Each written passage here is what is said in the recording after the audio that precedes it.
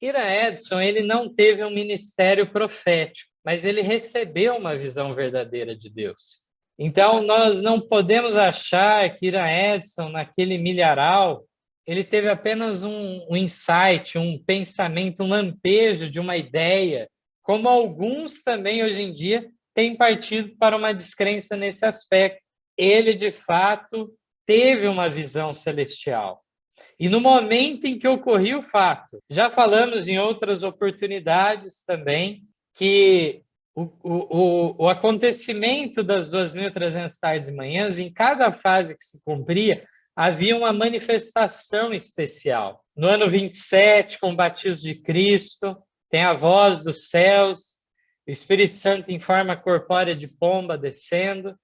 No ano 31, as trevas na morte de Cristo, o terremoto e tudo mais.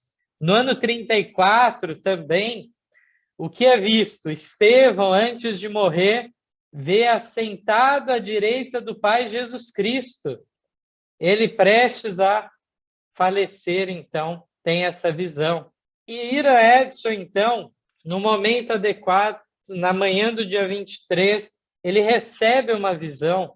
E eu queria ler aqui o testemunho dele mesmo. Aqui temos um manuscrito que ele escreveu na época. E, em resumo, aqui, trazendo a parte principal desse manuscrito que ele fala, diz assim, aqui diz que, então, pela manhã, eles foram ao galpão e entraram no celeiro, fecharam as portas e se inclinaram diante do Senhor. Já tinham, desde a noite, então, do dia 22, vinham sofrendo desapontamento. E já de manhã, eles vão ao celeiro, oram fervorosamente, porque sentiam a necessidade disso. Continuamos em oração até que o Espírito nos deu testemunho de que nossa oração havia sido aceita, que nos proporcionaria luz, que nosso desapontamento seria explicado, de tal modo sua causa ficaria clara e satisfatória. Então, eles oraram pela manhã até chegarem a essa convicção. Depois do desjejum, disse a um de meus irmãos, vamos visitar e animar alguns de nossos irmãos. Nós fomos, e enquanto cruzávamos um extenso campo, eu fui detido aproximadamente na metade dele. O céu pareceu abrir-se diante de mim e vi distinta e claramente. Aqui, então, notem para o que ele declara, as próprias palavras dele. O céu, então, pareceu se abrir diante dele e ele viu, distinta e claramente, que em vez de nosso sumo sacerdote ter saído do Santíssimo do Santuário Celestial para vir até no 10º dia do 7º mês, no término dos 2.300 dias, nesse dia ele havia entrado pela primeira vez no segundo compartimento desse santuário e que ele teria uma obra a fazer no lugar santíssimo antes de vir à terra. Nessa data, ele havia entrado nas bodas, em outras palavras, diante do ancião de dias, a fim de receber o reino, domínio e glória, e que nós devemos esperar por seu retorno das bodas. Diz mais aqui, e minha mente foi dirigida para o capítulo 10 de Apocalipse, onde eu pude ver que a visão havia falado e não mentira. O 7º anjo havia começado a fazer soar sua trombeta. Nós tínhamos comido o livrinho, tinha sido doce em nossa boca, e agora tinha se tornado amargo em nosso estômago, amargando todo o nosso ser. Que nós devemos profetizar outra vez, e que quando o 7º anjo começou a tocar, o templo de Deus foi aberto no céu, e lá foi vista em seu templo a arca de seu testamento. E aí, por fim, ele fala, enquanto eu me encontrava parado no meio do campo, meu companheiro havia seguido caminhando quase mais que o alcance da voz, antes de perceber que eu não o acompanhava. Quando me perguntou por que me havia detido por tanto tempo, respondi, o Senhor estava respondendo a nossa oração matutina, dando-nos luz sobre o desapontamento. Então, Nessa visão profética de Ira Edson, no dia 23 de outubro de 1844, já foi confirmado para nós o fato de que o sétimo anjo havia começado a fazer soar sua trombeta, como ele declara. Mais abaixo ele diz o que também? Que quando o sétimo anjo começou a tocar, o que aconteceu? O templo de Deus foi aberto no céu e foi vista a arca da aliança com os mandamentos lá dentro. Então é maravilhoso vermos como que Deus dirigiu a atenção para as passagens bíblicas corretas. Aqui fala de Daniel 7 também, a vinda ao ancião de dias, Apocalipse 10, Apocalipse 11, 19, tudo isso diante de Ira Edson naquela visão. Eles foram às suas Bíblias, confirmaram a visão, que ela era verdadeira, era proveniente de Deus, estudaram o livro de Hebreus e viram que, de fato, havia um santuário celestial e havia ocorrido a passagem do santo para o Santíssimo naquela data.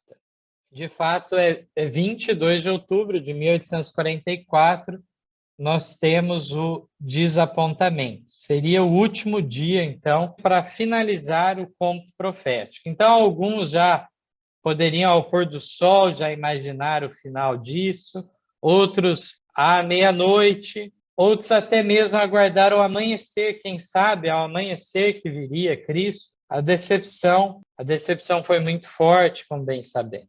Eu queria trazer alguns relatos aqui, contidos neste livro, A Astronomia e a Glória do Adventismo. Este livro é um estudo sobre a precisão do cálculo profético de Daniel 8:14 e 9:24 a 27. Os autores, Anderson Hermes Leite Velten e Juarez Rodrigues de Oliveira. Um livro que não faz muitos anos que saiu. Havia já um artigo na revista Parousia sobre esse tema do cálculo para se chegar à data específica de 22 de outubro, e esse livro expande mais os assuntos, trazendo alguns detalhes sobre todo o comprimento das 2.300 tardes e manhãs. E aqui no capítulo 11, a partir da página 472, nos traz a experiência de Ira Edson e vários detalhes aqui. Aqui, então, nós vemos, por exemplo, é dito na 473, os sentimentos de Ira Edson, que ele relata mais tarde, quando passou pelo desapontamento. Refleti em meu coração dizendo, minha experiência do Advento foi a mais enriquecedora e brilhante de toda a minha experiência cristã. Se isso se provou ser um fracasso, para que vale o restante de minha experiência cristã? Não há Deus, não há céu, não há uma cidade de ouro, um paraíso? Não é nada mais do que uma invencionista astuciosamente engendrada? Não há veracidade em nossas mais caras esperanças e expectações dessas coisas? Então ele julgava que se a fé adventista falhasse, tudo mais desmoronaria também. E aí, continuando aqui, nós encontramos o relato dizendo o seguinte: nossas expectativas eram muito grandes, e assim estivemos esperando a vinda de nosso Senhor Jesus até que o relógio soou às 12 batidas da meia-noite. O dia havia acabado e nosso desapontamento se transformou numa certeza. Nossas esperanças e expectativas mais queridas ficaram em pedaços, e veio sobre nós um desejo de chorar como nunca antes havíamos experimentado. Parecia que não podia se comparar nem sequer com a perda de todos os amigos terrenos. Choramos e choramos até o amanhecer. E aí vem justamente a parte que já tínhamos lido, dessa retomada, então, deles orarem a Deus pedindo orientação em relação aos acontecimentos. Mas o que eu queria destacar é que muitas vezes entendemos, então, que seria de 21 para 22, e na realidade seria de 22 de outubro para 23 de outubro. Queria trazer, então, esse detalhe que, de fato, falando dos Estados Unidos, este dia caiu mais para dentro do dia 22. Mas se nós formos pegar como parâmetro profético o horário, então, de Jerusalém, então vamos chegar à seguinte conclusão, que o final desse período profético, ele se deu na tarde do dia 23 de outubro de 1844, que nos Estados Unidos da América era de manhã. Então, quando eu falei para os irmãos que em cada fase da profecia havia ocorrido que uma manifestação sobrenatural no batismo de Jesus, na morte de Cristo, também na morte de Estevão no término das 70 semanas, no ano 34. E agora a Ira Edson não recebe simplesmente uma visão posterior, assim como Ellen White depois, em dezembro de 1844, ela recebe uma visão, então, orientando os irmãos em relação ao clamor da meia-noite, vários assuntos. Mas aqui nós estamos falando de um evento sobrenatural ocorrendo ao fim deste marco profético. Então, nós não temos o horário exato da visão de Ira Edson, mas sabemos que foi pela manhã. E se nós calcularmos, então, neste sentido, o horário de Jerusalém, às 3 da tarde, no horário do sacrifício da tarde, então, como o ponto final do período profético, isso nos levaria a um horário das 10h15 da manhã, onde Ira Edson estava. Irmãos, eu queria fazer uma correção quanto ao horário da manhã, quanto a Ira Edson. Aqui eu peguei no imprevisto aqui, né? E eu falei de 10h15 da manhã. 10h15 da manhã seria o horário em Boston do final do dia 10 do 7º mês. No caso, o que seria lá 6 da tarde, né? 6 e pouco da tarde, o pôr do sol do 10º dia do 7º mês, era 10h15 da manhã lá em Boston.